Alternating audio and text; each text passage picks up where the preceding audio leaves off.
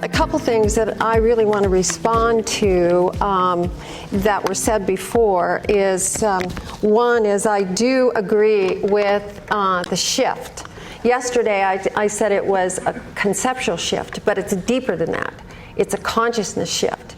It's a 180 degrees shift on what our priorities are. It's the GAIA axis. The economy is subservient to the environment, and we have been operating as if it was the other way around. And we know what we've gotten. We know where we are because of that. So we have a huge opportunity. As philanthropists, and in the United States, we have something called project investment, that a PRI, that you can take as a nonprofit philanthropic foundation. You can actually invest in a for-profit, and it's called program-related investment. I don't know if China has that, but I would encourage that you study with some of the philanthropists in the United States. That has been extremely helpful in getting some of these projects online. So it's another aspect. And also about shifting consciousness.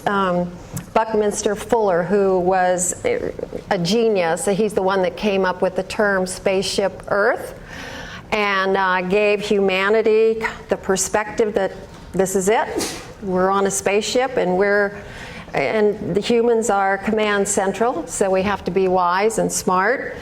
And he said, don't try to change the existing paradigm, make it obsolete. So we're talking about shifting into different economies, transformational economies, and I have some slides. And if I could have the lights down, please, a little bit, that would be really helpful. So one of the things that all of us can look at are the sustainability goals. The projects that I'm going to show you are on the leading edge. They're in concept, proof of concept, or actually on the ground. And they meet, all of them meet some criteria that I think is really important. And one is Goal 7, affordable and clean energy. Sustainable Goal 8, decent work and economic growth. Sustainable Goal 9, industry innovation and infrastructure. Goal 12, responsible consumption and production, and this relates to both. And climate change action.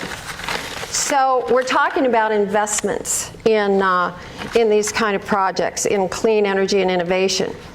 And I think now they have to have 3 attributes to be invested in. One is they have to be multi-benefit, added value. It's not just one thing they address 2 or 3 different problems. They must be replicable, because we have to go at speed and scale. And ideally, they have to be able to be scaled up quickly, because the clock is ticking. So in China, I was reading the other day that the target CO2 peak emissions is 2030, and to lower the carbon intensity of the GDP by 60 to 65% below 2005 levels by 2030, and then increase non-renewables, to increase renewables in comparison to fossil fuels by 20% by 2030. So this project right here is, it's a rendering, but there's actually 2 of these now that are being built in India. The company is called P4P, which means people, power for the people. They have one that's 2.5 kilometers, another one that is just a little bit under that. And this is a multi-benefit. Number one is it has a 220-meter span. There's nothing else in technology that can span like this. It incorporates, this doesn't show it, but it incorporates tracking systems. It's relatively easy to install and to train workers, and it can go to scale. Now, these 2 projects are in the Punjab, right now, and the Punjab has 14,000 kilometers of water canals. So here's the multi-value. For 1 megawatt, or 750 meters, you prevent 2.4 million gallons of water evaporating, which is huge in when we're facing what we're facing with fresh water. Also, and I put this up yesterday, but I want to say a little bit more about this. This can go over partial shade crops, and strawberries, beets, cabbage, Chinese cabbage, celery, chard, etc. It can be set up high enough so that you can have machines that go under it. This is multi-value. You're farming while you are creating renewable energy. These are exciting to me. This is the largest solar building in the world. It's in China. It is 2 hours away on the south from Beijing by train, and it's Haimin Solar, and a man by the name of Wang Ming is the founder and the CEO. He received a Right Livelihood Award, which President Jimmy Carter and others have received, and he has a solar college, a solar hotel, solar factories, a solar travel center, a 5-star solar resort. And he has about 1,000 workers. Now, he is moving very quickly, and the rest of the world is starting to look at him. And one of the interesting things I found when talking to some of our Chinese colleagues here is they didn't know about Haimen or what he's doing. So I would really, he's also doing solar schools that have greenhouses incorporated in them. There's another project which is very interesting, which is in the conceptual stages, and this is called the Living Oasis, or the Vertical Oasis. And this is really building on a little bit what E.O. Wilson talked about yesterday, which was biophilia. We are hardwired to be with nature. It's critically important to how we think, how we feel, our well-being, our whole system well-being. So this building plays on that, and it gets its cues from nature to for its function. So it integrates natural systems to cool, to heat, to ventilate, to generate electricity, collect water, grow food.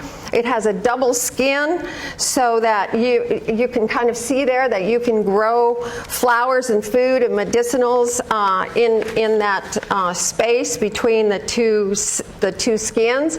It has levers, those that you see where the sun, there's a tracking system, and cool air goes down into the chambers. They draw the cool air from the chambers below, and it goes up into a fountain, and that provides cool air and humidity.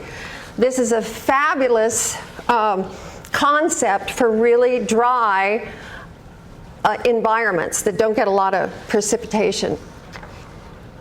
And it's culturally, it can be designed to incorporate indigenous architecture, culture, and the environment. So this is just one rendering, but it could look much different in a different culture.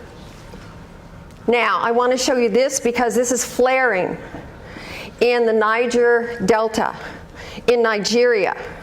53% of the population in Nigeria has no electricity or unreliable. So this affects dramatically the education of children, which is also very depressed there. These are flares, oil and gas flares from a satellite. Oh, sorry. This is midnight next to a little town where kids are running around and women are having babies, and they get toluene and benzene and methane and ethane and all the rest of it. So there is a new technology that can capture the flare gases, and it can convert it to electricity. This is a patented process. They have their units online. It kind of looks like a gen set. And you can see what the benefits are. Again, multi-benefit. You don't have to produce diesel to get out to the wells. And I'm going to comment on that because this is a fossil fuel. It generates electricity that can be sent to these very depressed areas, and it cleans up greenhouse gases. So if we're going to continue to use fossil fuels, then why don't we clean up some of what's going into the atmosphere while we ramp up to the other fuels?